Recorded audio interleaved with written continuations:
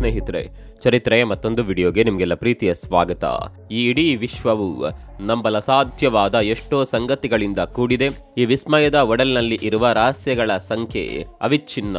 ಈ ಅಚ್ಚರಿಗಳು ನಮ್ಮನ್ನ ಕುತೂಹಲದಿಂದ ಅವುಗಳ ಕಡೆ ನಿಂತು ನೋಡುವಂತೆ ಮಾಡುತ್ತವೆ. ಈ ವಿಶ್ವ ಹಾಗೂ ಬ್ರಹ್ಮಾಂಡದ ಬಗ್ಗೆ ನಾವು ತಿಳಿಯಬೇಕಾದ ವಿಷಯಗಳು ಸಾಗರಕ್ಕೂ ಮಿಗಿಲು. ಅವುಗಳಲ್ಲಿ ಕೆಲವೊಂದರ ಬಗ್ಗೆ ಈ ವಿಡಿಯೋದಲ್ಲಿ ತಿಳಿಯುತ್ತಾ ಹೋಗೋಣ.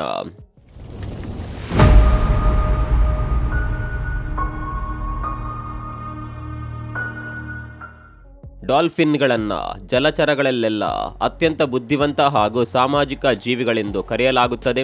ಇವು 2 ರಿಂದ 30ರಷ್ಟು ಸಂಖ್ಯೆಯಲ್ಲಿ ಗುಂಪು ಗುಂಪಾಗಿ ಸಾಗರಗಳಲ್ಲಿ ಸಂಚರಿಸುತ್ತವೆ ಹಾಗೂ ಇವು ಪರಸ್ಪರ ಒಂದನ್ನೊಂದು ಪ್ರತ್ಯೇಕ ಹೆಸರುಗಳಿಂದ ಗುರುತಿಸಿಕೊಳ್ಳುತ್ತವೆ ಅಂತ ಈಗ ಗೊತ್ತಾಗಿದೆ. ಸ್ಪೇನ್ ದೇಶದ ರಾಷ್ಟ್ರಗೀತೆಯಾದ ಮಾರ್ಚಾ ರಿಯಲ್ ಈ ಗೀತೆಯಲ್ಲಿ ಪದಗಳೇ ಇಲ್ಲ. ಇದರ ಜೊತೆಗೆ ಬೋನ್ಸಿಯಾ ಹಾಗೂ ಹೆರ್ಸೆಗೋವಿನಾ, ಕೊಸೋವೋ ಹಾಗೂ ಸ್ಯಾನ್ ಮೇರಿನಾ ದೇಶಗಳ ರಾಷ್ಟ್ರಗೀತೆಗಳಿಗೂ ಕೂಡ ಅಕ್ಷರಗಳಿಲ್ಲ. ಕೆಲವು ಭೂಗೋಳ ಶಾಸ್ತ್ರದ ಸ್ಟಡಿಗಳಿಂದಾಗಿ ಭೂಮಿಯು 4 ಬಿಲಿಯನ್ ವರ್ಷಗಳಷ್ಟು ಹಳೆಯದೆಂದು ನಿರ್ಧರಿಸಲಾಗಿದೆ. ಹೀಗೆ ಹೇಳಲು ಇಲ್ಲಿ ಕೆಲವು ಹಳೆಯ ಯುಗದ ಕಲ್ಲುಗಳು ಹಾಗೂ ಮಿಟೀರಿಯೋರೈಟ್ಸ್ಗಳ ಕಾಲಮಾನ ಲೆಕ್ಕ ಹಾಕಿ ಈ ಅಭಿಪ್ರಾಯಕ್ಕೆ ತಜ್ಞರು ಬಂದಿದ್ದಾರೆ. ಒಂದು, ಹಿಪ್ಪೋಪೊಟಮಸ್ ಅಥವಾ ನೀರಾನೆಯು ತನ್ನ ಬಾಯಿಯನ್ನ ಎಷ್ಟು ಅಗಲವಾಗಿ ತೆರೆಯುತ್ತದೆ ಅಂದ್ರೆ ಅದರ ಮೂಲಕ ಒಂದು ಸ್ಪೋರ್ಟ್ಸ್ ಕಾರನ್ನೇ ಅದು ಎತ್ತಬಲ್ಲದು. ಒಂದು ದೊಡ್ಡ ಕಾರ್ಮೋಡದ ತೂಕ ಬಿಲಿಯನ್ ಗಟ್ಟಲೆ ಟನ್ಗಳವರೆಗೂ ತೂಗಬಲ್ಲದು. ಜಿರಾಫೆಗಳು ಭೂಮಿ ಮೇಲಿನ ಅತ್ಯಂತ ಉದ್ದದ ಜೀವಿಗಳು. ಒಂದು ಪೂರ್ಣ ಬೆಳೆದ ಆಫ್ರಿಕಾ ಜಿರಾಫೆಯ ಉದ್ದ ಗರಿಷ್ಠ 20 ಅಡಿಗಳವರೆಗೂ ಇರುತ್ತದೆ. ಜಿರಾಫೆಯಲ್ಲಿ ಅದರ ಉದ್ದನೆಯ ಕುತ್ತಿಗೆ ಆಕರ್ಷಕವಾಗಿ ಕಾಣುತ್ತದೆ. ಹಾಗಂತ ಅದರಲ್ಲಿ ಹೆಚ್ಚುವರಿ ಸ್ನಾಯುಗಳಿಲ್ಲ. ಮಾನವರ ಕುತ್ತಿಗೆಯಲ್ಲಿರುವಷ್ಟೇ ಸಂಖ್ಯೆಯ ಕಶೇರು ಖಂಡಗಳು ಅಥವಾ ವರ್ಟಿಬ್ರೆಗಳೇ ಜಿರಾಫೆಯ ಕುತ್ತಿಗೆಯಲ್ಲೂ ಇರುತ್ತವೆ. ಅಂದ್ರೆ 7 ಕಶೇರು ಖಂಡಗಳು ಅದರಲ್ಲಿರುತ್ತವೆ. ಭೌಗೋಳಿಕವಾಗಿ ಕರ್ನಾಟಕದ ಮೈಸೂರು ಸಮೀಪದ ಚಾಮುಂಡಿ ಬೆಟ್ಟಗಳು ನೈಸರ್ಗಿಕವಾಗಿ ಹಿಮಾಲಯ ಪರ್ವತಗಳಿಗಿಂತಲೂ ಹೆಚ್ಚು ಹಳೆಯವು. ಸ್ಟಡಿಗಳ ಪ್ರಕಾರ ಚಾಮುಂಡಿ ಬೆಟ್ಟಗಳ ಆಯಸ್ಸು 49 ಲಕ್ಷ ಕೋಟಿ ವರ್ಷಗಳು. ಆದರೆ ಹಿಮಾಲಯನ್ ಪರ್ವತಗಳ ಆಯಸ್ಸು 2 ಕೋಟಿ ವರ್ಷಗಳು ಮಾತ್ರ ಎಂದು ಪ್ರೂವ್ ಆಗಿದೆ. ದೊರೆ ಅಶೋಕನು ಮೌರ್ಯ ವಂಶದಲ್ಲೇ ಹೆಚ್ಚಾಗಿ ಗುರುತಿಸಲ್ಪಡುವ ದೊರೆ. ಈತ ಬೌದ್ಧ ಮತಾನುಯಾಯಿಯಾಗಿದ್ದ. ತನ್ನ ಮಕ್ಕಳಾದ ಸಂಘಮಿತ್ರೆ ಮತ್ತು ಮಹೇಂದ್ರರನ್ನ ಈತ ಬೌದ್ಧ ಮತದ ಪ್ರಚಾರ ಹಾಗೂ ಅದರ ಹೆಚ್ಚುವರಿ ಕಲಿಕೆಗಾಗಿ ಶ್ರೀಲಂಕಾಗೆ ಕಳಿಸಿದ್ದ. ಬುದ್ಧನ ಎಲ್ಲಾ ಬೋಧನೆಗಳಿಗೆ ಮರುಳಾಗಿದ್ದ ಅಶೋಕನು ತನ್ನ ಆಡಳಿತ ಅವಧಿಯಲ್ಲಿ ಒಟ್ಟು 4 ಬೌದ್ಧ ಕಮ್ಮಟಗಳನ್ನ ನಡೆಸಿದ ಬಗ್ಗೆ ದಾಖಲೆಗಳಿವೆ. ಬ್ರಹ್ಮಾಂಡವು ಹಿಂದೆಂದಿಗಿಂತಲೂ ಸಹ ಬಹಳ ವೇಗವಾಗಿ ಹಿಗ್ಗುತ್ತಾ ಇದೆ. ಇದರ ಹಿಗ್ಗುವಿಕೆಯ ಗತಿ ಬೆಳಕಿನ ವೇಗಕ್ಕೂ ತುಂಬಾ ಹೆಚ್ಚು. ಈ ಬ್ರಹ್ಮಾಂಡವು ಯಾಕೆ ಹೀಗೆ ಇಷ್ಟು ಕ್ಷಿಪ್ರವಾಗಿ ಹಿಗ್ಗುತ್ತಾ ಇದೆ ಅಂತ ಪ್ರಸ್ತುತ ಈಗಿನ ಯಾವುದೇ ತಜ್ಞರಿಗೂ ಸಹ ಗೊತ್ತಿಲ್ಲ. ಕೆಲವೊಂದು ಕಾಕತಾಳೀಯ ಘಟನೆಗಳು ನಮ್ಮನ್ನ ಹಲವು ಸಲ ಚಕಿತಗೊಳಿಸುತ್ತವೆ. ಅದಕ್ಕೊಂದು ಸ್ಪಷ್ಟ ಉದಾಹರಣೆ ಅಂದ್ರೆ 2012ರಲ್ಲಿ ಶಾಹಿದ್ ಎಂಬ ಹಿಂದಿ ಚಿತ್ರ ಬಂದಿತ್ತು. ಅದರ ನಾಯಕ ನಟನ ನಿಜವಾದ ಹೆಸರು ರಾಜ್ಕುಮಾರ್ ಅಂತ ಹಾಗೂ 2013ರಲ್ಲಿ ಆರ್ ರಾಜ್ಕುಮಾರ್ ಅಂತ ಒಂದು ಹಿಂದಿ ಫಿಲಂ ಬಂದಿತ್ತು. ಅದರ ನಾಯಕನ ನಿಜವಾದ ಹೆಸರು ಶಾಹಿದ್. ಕಾಕತಾಳೀಯತೆಗೆ ಇದು ಬೆಸ್ಟ್ ಉದಾಹರಣೆ ಅಲ್ವಾ? ಒಂದು ಸಲ ನಟ ಚಾರ್ಲಿ ಚಾಪ್ಲಿನ್ ಅವರನ್ನ ಇಮಿಟೇಟ್ ಮಾಡುವ ಒಂದು ಸ್ಪರ್ಧೆ ಅಮೆರಿಕದಲ್ಲಿ ನಡೆಯುತ್ತೆ. ಈ ಸ್ಪರ್ಧೆಯಲ್ಲಿ ಅನೇಕ ಚಾಪ್ಲಿನ್ನ ಡ್ಯೂಪ್ ನಟರು ಭಾಗವಹಿಸಿದ್ದರು. ಅಲ್ಲದೆ ಇದರಲ್ಲಿ ನಿಜವಾದ ಚಾರ್ಲಿ ಚಾಪ್ಲಿನ್ ಅವರು ಸಹ ಭಾಗವಹಿಸಿದ್ದರು. ಅಂತಿಮವಾಗಿ ನಿಜವಾದ ಚಾರ್ಲಿ ಅವರಿಗೆ ಇದರಲ್ಲಿ 3ನೇ ಸ್ಥಾನ ಬಂದಿತ್ತು. ಭೂಮಿಯ ತಿರುಗುವ ವೇಗ ಕಾಲದಿಂದ ಕಾಲಕ್ಕೆ ಬದಲಾಗುತ್ತದೆ. ಅಂದರೆ ಅದು ತುಂಬಾ ನಿಧಾನವಾಗ್ತಾ ಇದೆ. ಇಲ್ಲಿಂದ 600 ಮಿಲಿಯನ್ ವರ್ಷಗಳ ಹಿಂದೆ ಒಂದು ದಿನದ ಅವಧಿ 21 ಗಂಟೆಗಳಷ್ಟಿತ್ತು. ಒಂದು ಶತಮಾನಕ್ಕೆ ಅದರ ತಿರುಗುವ ವೇಗದಲ್ಲಿ ಸರಾಸರಿ 1.8 ಸೆಕೆಂಡ್ನಷ್ಟು ನಿಧಾನವಾಗುತ್ತಿದೆ. ವಿಕಾಸವಾದದ ಪಿತಾಮಹ ಎಂದೇ ಖ್ಯಾತನಾಮರಾದ ಚಾರ್ಲ್ಸ್ ಡಾರ್ವಿನ್ ಅವರಿಗೆ ಮಂಗನಿಂದ ಮಾನವ ಎನ್ನುವ ಕಾನ್ಸೆಪ್ಟ್ಗೆ ಬಲವಾದ ಪುಷ್ಟಿ ಸಿಕ್ಕಿದ್ದು ಗಾಲ್ಫಗೋಸ್ ದ್ವೀಪದಲ್ಲಿ ಅವರು ಸಂಚಾರ ಮಾಡುತ್ತಿದ್ದಾಗ. ಆ ದ್ವೀಪದಲ್ಲಿ ಅವರು ಗಮನಿಸಿದ ವಿಚಿತ್ರ ಹಲ್ಲಿಗಳು ಸಸ್ಯಾಹಾರಿಗಳಾಗಿದ್ದು ಅವು ಬಾತುಕೋಳಿಗಳ ಕಾಲಿನ ಹಾಗೆ ವೆಬ್ ಹೊಂದಿದ್ದು ಸಾಗರದಲ್ಲಿ ಅವು ಈಜುತ್ತಾ ಇದ್ದವು. ಡಾರ್ವಿನ್ ತಾವಿದ್ದ ಸ್ಥಳದಲ್ಲಿ ನೋಡಿದ ಹಲ್ಲಿಗಳು ಹುಳು ಹುಪ್ಪಟೆ ಹಾಗೂ ಸಣ್ಣ ಜೀವಿಗಳನ್ನ ತಿನ್ನುವ ಮಾಂಸಾಹಾರಿ ಸರೀಸೃಪಗಳಾಗಿದ್ದವು. ದ್ವೀಪದ ಈ ಸಸ್ಯಾಹಾರಿಗಳು ಹಾಗೂ ಅವರು ನೋಡಿದ್ದ ಮಾಂಸಾಹಾರಿ ಜಾತಿಯ ಸರೀಸೃಪದ ಹಲ್ಲಿಗಳೆರಡೂ ಒಂದೇ ಪ್ರಭೇದವಾಗಿದ್ದಲ್ಲಿ ಯಾಕೆ ಇವು ಈ ರೀತಿ ಭಿನ್ನವಾಗಿದೆ ಎಂದು ಯೋಚಿಸಿದಾಗ ಅವರಿಗೆ ಹೊಳೆದಿದ್ದೇ ಸರ್ವೈವಲ್ ಆಫ್ ದ ಫಿಟ್ಟೆಸ್ಟ್ ಎಂಬ ತತ್ವ. ಮುಂದೆ ಅವರ ವಿಕಾಸವಾದ ಜನಿಸಲು ಈ ಅವಲೋಕನೆ ಸ್ಫೂರ್ತಿಯಾಯಿತು. ಯಾವುದೇ ಕೋಳಿಯು ತನ್ನ ತಲೆಗೆ ಏಟಾದಾಗ ಅಥವಾ ಅದು ಕತ್ತರಿಸಲ್ಪಟ್ಟಾಗ ತಕ್ಷಣ ಸಾಯುತ್ತದೆ. ಆದರೆ ಅಮೆರಿಕದಲ್ಲಿ ಒಂದು ಕೋಳಿ ತನ್ನ ತಲೆ ಹಾಗೂ ಮೆದುಳಿನ ಸಾಕಷ್ಟು ಭಾಗ ಕತ್ತರಿಸಲ್ಪಟ್ಟಿದ್ದರೂ ಸಹ 1.5 ವರ್ಷದ ಕಾಲ ಬದುಕಿತ್ತು. 1940ರ ಸಮಯದಲ್ಲಿ ಜೀವಿಸಿದ್ದ ಈ ಹೆಡ್ಲೆಸ್ ಚಿಕನ್ನ ಹೆಸರು ಗಿನ್ನೆಸ್ ದಾಖಲೆಯಲ್ಲಿ ಸೇರಿ ಹೋಗಿದೆ. ಮೌಂಟ್ ಎವರೆಸ್ಟ್ ಪರ್ವತವನ್ನ ವಿಶ್ವದ ಅತಿ ಎತ್ತರದ ಪರ್ವತ ಎಂದು ಸಾಮಾನ್ಯವಾಗಿ ಭಾವಿಸಲಾಗುತ್ತಾದರೂ ವಾಸ್ತವವಾಗಿ ಇದು ನಿಜವಲ್ಲ. ಇದಕ್ಕಿಂತಲೂ ಸಾಕಷ್ಟು ಎತ್ತರವಿರುವ ಎಷ್ಟೋ ಪರ್ವತಗಳು ಸಾಗರ ಸಮುದ್ರಗಳ ಬಳಿ ಇವೆ. ಅವುಗಳಲ್ಲಿ ಹವಾಯಿಯ ಬಳಿ ಇರುವ ಮೌಂಟ್ ಕೀ ಹಾಗೂ ಮೌಂಟ್ ಲೋವಾ ಎಂಬ ಅವಳಿ ವಾಲ್ಕ್ಯಾನಿಕ್ ಪರ್ವತಗಳು ಪ್ರಮುಖವಾದಂಥವು. ಇವುಗಳ 4.3 ಕಿಲೋಮೀಟರ್ ಉದ್ದದ ಪರ್ವತ ಭಾಗವು ಸಮುದ್ರದ ಒಳಗೆ ಹುದುಗಿ ಹೋಗಿದೆ.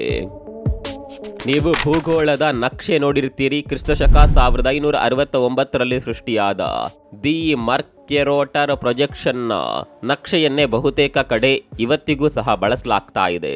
ಇದರಲ್ಲಿ ಸಾಕಷ್ಟು ತಪ್ಪುಗಳಿವೆ. ಇದರಲ್ಲಿ ಸಣ್ಣ ಗಾತ್ರದ ಅಲಸ್ಕಾ ಬ್ರೆಜಿಲ್ಗಿಂತ ದೊಡ್ಡದಿರುವ ಹಾಗೆ ತೋರಿಸಲಾಗಿದೆ. ಹಾಗೆ ಗ್ರೀನ್ಲ್ಯಾಂಡ್ ಎಂಬ ಪುಟ್ಟ ದೇಶ ಅದರ ನಿಜವಾದ ಗಾತ್ರಕ್ಕಿಂತ 14 ಪಟ್ಟು ಹೆಚ್ಚು ದೊಡ್ಡದಿರುವ ಹಾಗೆ ತೋರಿಸಿದ್ದಾರೆ. ನಗು ಆರೋಗ್ಯಕ್ಕೆ ಒಳ್ಳೆಯದು ಎಂದು ಎಲ್ಲರೂ ಹೇಳ್ತಾರೆ. ಆದರೆ ವ್ಯಕ್ತಿಯೊಬ್ಬ ನಗುತ್ತಲೇ ಸಾಯುವ ಸಾಧ್ಯತೆ ದಟ್ಟವಾಗಿದೆ. ಕಾರಣ ನಿಯಂತ್ರಣವಿರದ ನಗಾಟದಿಂದ ದಿಢೀರ್ ಹಾರ್ಟ್ ಅಟ್ಯಾಕ್ ಹಾಗೂ ಉಸಿರುಗಟ್ಟುವಿಕೆ ಉಂಟಾಗಬಹುದು. ಈ ರೀತಿ ನಗುತ್ತಲೇ ಸಾಕಷ್ಟು ಜನ ಜೀವ ಕಳೆದುಕೊಂಡ ಉದಾಹರಣೆಗಳು ಸಹ ಇವೆ. ಹೀಗಾಗಿ ಕಾಮಿಡಿ ಶೋಗಳು ಈ ಬಗ್ಗೆ ಮೊದಲೇ ಒಂದು ಸೂಚನಾ ಪ್ರಕಟ ಹಾಕಿ ಶುರುವಾಗುವುದು ಉತ್ತಮ. ವಿಶ್ವದ ಸಾಕಷ್ಟು ಕಡೆ ಸಿಡಿಲ ಸಹಿತ ಮಳೆಯಾಗುತ್ತದೆ. ಈ ಸಿಡಿಲುಗಳು ಭಯಂಕರವಾಗಿದ್ದು ಎಷ್ಟೋ ಜನರನ್ನ ಹಾಗೂ ಜೀವಿಗಳನ್ನ ಇವು ಬಲಿ ಪಡೆದಿವೆ. ಜಿರಾಫೆಗಳು ತುಂಬಾ ಉದ್ದವಿರೋದ್ರಿಂದ ಇತರೆ ಜೀವಿಗಳಿಗಿಂತಲೂ ಸಿಡಿಲ ಹೊಡೆತಕ್ಕೆ ಇವು ಸಿಲುಕುವ ಸಾಧ್ಯತೆ ದಟ್ಟವಾಗಿರುತ್ತದೆ ಎಂದು ಪ್ರೂವ್ ಆಗಿದೆ. ಇಲ್ಲಿಂದ ಸುಮಾರು 2,500 ವರ್ಷಗಳ ಹಿಂದೆ ಜೀವಿಸಿದ್ದ ಗ್ರೀಸ್ ದೇಶದ ಸುಪ್ರಸಿದ್ಧ ತತ್ವಜ್ಞಾನಿಯಾದ ಸಾಕ್ರಟೀಸ್ಗೆ ಅತಿ ಹೆಚ್ಚು ಜನ ಶಿಷ್ಯ ಬಳಗ ಇತ್ತು. ಇವರ ಶಿಷ್ಯರಲ್ಲಿ ಪ್ರಮುಖರಾಗಿದ್ದವರು ಪ್ಲೇಟೋರ ಪ್ರಮುಖ ಶಿಷ್ಯರಾಗಿದ್ದವರು ಗುರು ಅರಿಸ್ಟಾಟಲ್. ಈ ಅರಿಸ್ಟಾಟಲ್ಗೂ ಸಹ ಒಬ್ಬ ಪಟ್ಟ ಶಿಷ್ಯ ಇದ್ದ. ಅವನೇ ಗ್ರೀಕ್ ದೊರೆ ಅಲೆಕ್ಸಾಂಡರ್. ನಿಮ್ಗೊತ್ತಾ, ಈವರೆಗೂ ಅಳತೆಗೆ ಸಿಕ್ಕಿರುವ ಬ್ರಹ್ಮಾಂಡದಲ್ಲಿ ಒಂದು ಅಂದಾಜಿನಂತೆ ಸುಮಾರು 200 ಬಿಲಿಯನ್ ಟ್ರಿಲಿಯನ್ ಸಂಖ್ಯೆಯಷ್ಟು ನಕ್ಷತ್ರಗಳಿವೆ ಎಂದು ಪತ್ತೆ ಹಚ್ಚಲಾಗಿದೆ. ಭೂಮಿಯ ಮೇಲೆ ಎಲ್ಲೆಲ್ಲಿ ಮರಳುಗಾಡಿದೆಯೋ ಅಲ್ಲೆಲ್ಲ ಒಟ್ಟು ಎಷ್ಟು ಮರಳ ಹರಳಿಗಳಿವೆಯೋ ಅದಕ್ಕಿಂತಲೂ ಬಾಹ್ಯಾಕಾಶದಲ್ಲಿರುವ ತಾರೆಗಳ ಸಂಖ್ಯೆಯೇ ಜಾಸ್ತಿ. ಆದರೆ ಒಂದೇ ಮರಳಿನ ಕಣದಲ್ಲಿರುವ ಸಣ್ಣ ಆಟಮ್ಗಳ ಸಂಖ್ಯೆ ಬಾಹ್ಯಾಕಾಶದ ಎಲ್ಲಾ ತಾರೆಗಳಿಗಿಂತಲೂ ಜಾಸ್ತಿಯಂತೆ. ಬೇಸಿಗೆಯ ಸಮಯದಲ್ಲಿ ನಿಮ್ಮ ಕೈ ಹಾಗೂ ಕಾಲುಗಳ ಉಗುರು ಉಳಿದ ಸಮಯಕ್ಕಿಂತ ವೇಗವಾಗಿ ಬೆಳೆಯುತ್ತದೆ. ಇದಕ್ಕೆ ಪ್ರಮುಖ ಕಾರಣ ಆ ಸಮಯದಲ್ಲಿ ಹೆಚ್ಚಾಗುವ ಬ್ಲಡ್ ಸಪ್ಲೈ. ಸಾಗರದ ತಳದಲ್ಲಿರುವ ಗ್ಲಾಸ್ ಸ್ಪಾಂಜಗ ಎಂಬ ಜಲಚರವು ಗರಿಷ್ಠ 15ರಿಂದ 20,000 ವರ್ಷಗಳವರೆಗೂ ಜೀವಿಸುತ್ತದೆ. ಇದನ್ನ ಭೂಮಂಡಲದ ಅತಿ ಹೆಚ್ಚು ಲೈಫ್ ಸ್ಪ್ಯಾನ್ ಹೊಂದಿದ ಜೀವಿ ಎನ್ನಲಾಗಿದೆ. ಜೆಲ್ಲಿ ಫಿಶ್ಗಳಿಗೆ ಸಾವೇ ಇಲ್ಲ, ಅವು ಅಮರ ಜೀವಿಗಳು ಎಂದು ನಂಬಲಾಗಿದೆಯಾದರೂ ಈ ಬಗ್ಗೆ ಯಾವುದೇ ಖಚಿತತೆ ಇಲ್ಲ. ನೀವು ಯಾವುದೇ A2 ಗಾತ್ರದ ಹಾಳೆಯನ್ನ ಗರಿಷ್ಠ 8 ಸಲಕ್ಕಿಂತ ಹೆಚ್ಚು ಸಲ ಫೋಲ್ಡ್ ಮಾಡಲು ಸಾಧ್ಯವೇ ಇಲ್ಲ. 2002ರಲ್ಲಿ ಒಮ್ಮೆ 1.2 ಕಿಲೋಮೀಟರ್ ಉದ್ದದ ತೆಳ್ಳನೆಯ ಟಿಶ್ಯೂ ಪೇಪರ್ ಅನ್ನ ಮಹಿಳೆಯೊಬ್ಬರು 12 ಸಲ ಮಡಚಿದ್ದರು. ಇದು ಈವರೆಗಿನ ವಿಶ್ವ ದಾಖಲೆ ಎನಿಸಿಕೊಂಡಿದೆ. ಕ್ರಿಸ್ತಶಕ 10ರಿಂದ 12ರ ನಡುವಿನ ಹೊಯ್ಸಳರ ಕಾಲದ ಶಿಲ್ಪಕಲೆಯನ್ನ ವಿಶ್ವದ ಅತ್ಯಂತ ಸುಂದರ ಹಾಗೂ ಕ್ಲಿಷ್ಟಕರವಾದ ಶಿಲ್ಪಕಲೆ ಎಂದು ಗುರುತಿಸಬಹುದು. ಇದರ ನಂತರದ ಸ್ಥಾನವು ರಿನೈಸೆನ್ಸ್ ಯುಗದಲ್ಲಿ ತಲೆ ಎತ್ತಿದ ಇಟಲಿಯ ಶಿಲ್ಪಕಲೆಗೆ ಸಲ್ಲುತ್ತದೆ.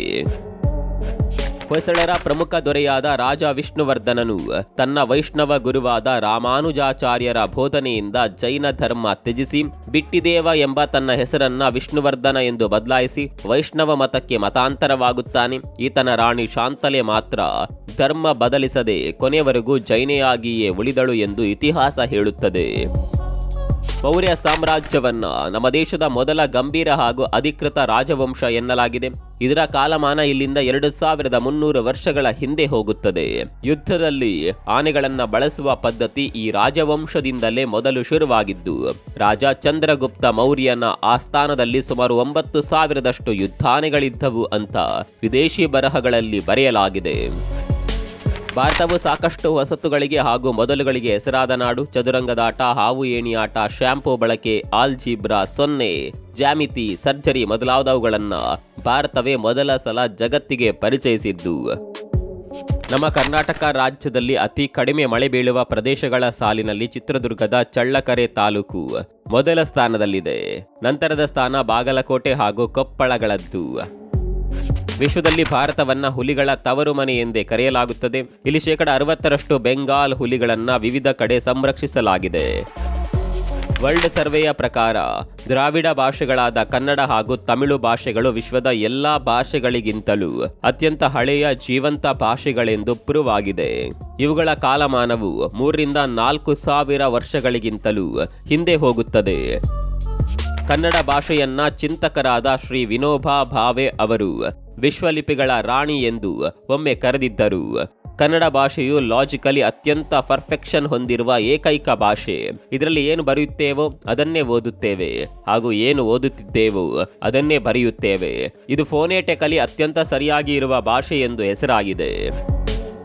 ಇಂತಹ ಸಾಕಷ್ಟು ಫ್ಯಾಕ್ಟ್ಗಳು ನಮ್ಮ ಸುತ್ತ ಹುಡುಕಿದ್ರೆ ಸಿಗುತ್ತಾ ಹೋಗುತ್ತವೆ. ಮುಂದಿನ ವಿಡಿಯೋದಲ್ಲಿ ಇನ್ನಷ್ಟು ಬೇರೆ ಫ್ಯಾಕ್ಟ್ಗಳ ಜೊತೆ ಸಿಗೋಣ. ಮೇಲಿನವುಗಳಲ್ಲಿ ನಿಮ್ಮ ನೆಚ್ಚಿನ ಫ್ಯಾಕ್ಟ್ ಯಾವುದು ಅಂತ ಕಾಮೆಂಟ್ ಮಾಡಿ. ಮತ್ತೊಂದು ವಿಡಿಯೋದಲ್ಲಿ ಸಿಗೋಣ. ಅಲ್ಲಿವರೆಗೂ ನಮಸ್ಕಾರ.